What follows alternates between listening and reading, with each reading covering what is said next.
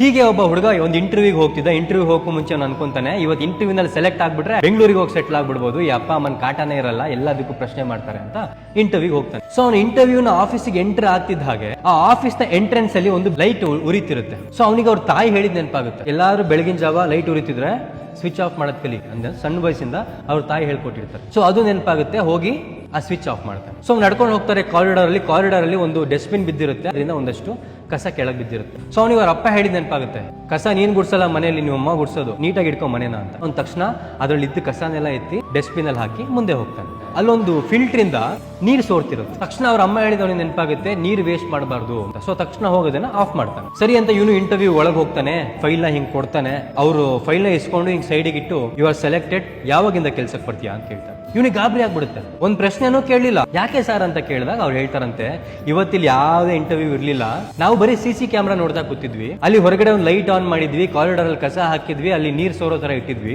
ಯಾರು ಲೈಟ್ ನ ಆಫ್ ಮಾಡಿ ಕಸನ ಡಸ್ಟ್ಬಿನ್ ಗೆ ಹಾಕಿ ಆ ಸೋರ್ತಿರೋ ನೀರಿನ ಟ್ಯಾಪ್ ಅನ್ನ ಆಫ್ ಮಾಡ್ತಾರೋ ಅವರೇ ಸೆಲೆಕ್ಟೆಡ್ ಅಂತ ನಾವು ಹುಡುಕ್ತಿದ್ವಿ. ಯಾಕಂದ್ರೆ ಯಾರು ಇಲ್ಲಿ ಕೆಲ್ಸಕ್ಕೆ ಬರ್ತಾರೋ ಅವ್ರ ಕೆಲ್ಸಕ್ಕೆ ಸೇರೋದಿಂತ ಮುಂಚೆನೆ ಈ ಒಂದು ಆಫೀಸು ನನಗೆ ಸೇರುತ್ತೆ ಅನ್ನುವಂತ ಒಂದು ಮನಸ್ಥಿತಿ ಇರುತ್ತೋ ಅವರಿಗೆ ಕೆಲಸ ಅಂತ ನಾವು ಡಿಸೈಡ್ ಮಾಡ್ಕೊಂಡಿದ್ವಿ ಅಂತ.